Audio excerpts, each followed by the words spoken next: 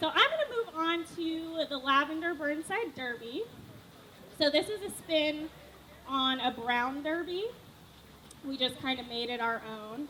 And as you'll notice, I am changing glassware between different cocktails.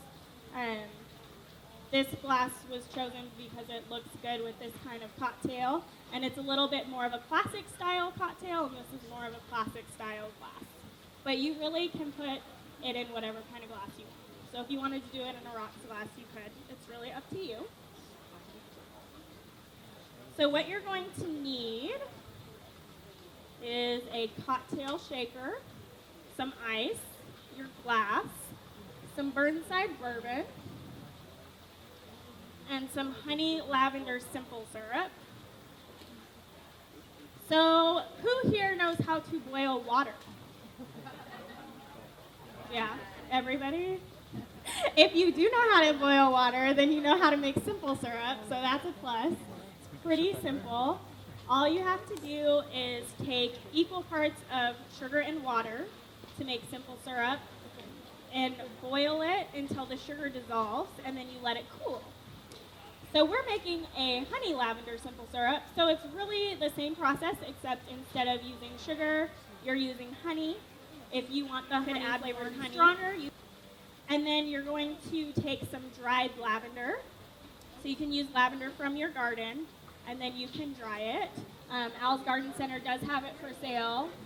So this is blue cushion English lavender. They told me that this is the kind of lavender that you would want to get to use for making cocktails. So they have that available for sale, and they just prune them. So that's pretty cool. So once you dry your lavender, you're going to add that to the honey simple syrup that you made. And you're going to stir that, let it cook for a little bit, and then you're going to let it cool.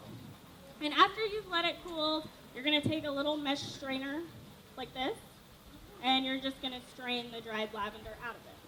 So you'll still get the flavor, but you won't be chomping on something while you're drinking.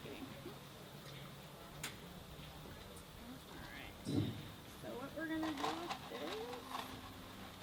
is we're going to add some ice to our shaker. Probably too much.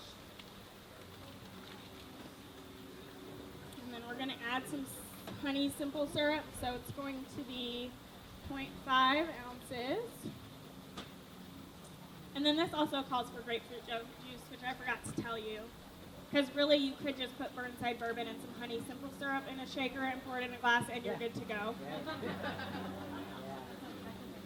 Right? Yeah, it is. All right, so we got our grapefruit juice. And the most important part, the burnside bourbon. I'm going to use 1.5 ounces of this, or a little bit more. Our burnside bourbon is 96 proof, which is awesome because when you make a bourbon cocktail with this bourbon, you still taste the bourbon. And then you're going to want to shake it up. So shaking this cocktail with ice is important. You're going to want to shake it for quite a bit just so that it gets all of the ingredients cold in here. Especially when you're working with honey, you really want that to spread throughout the cocktail. The ice does also add some water to the cocktail, which is an ingredient in itself.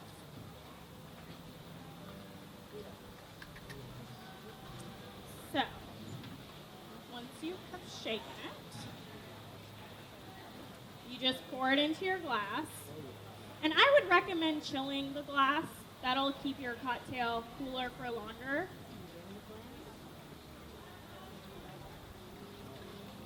And then you can either garnish this with a wedge of grapefruit, or I would use a sprig of lavender.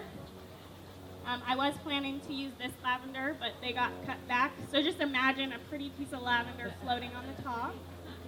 We all have good imaginations, right? Yeah. All right. Did anybody try this cocktail? Yeah? What did we think? That one's my favorite. How do you recommend drying the lavender if you don't have time?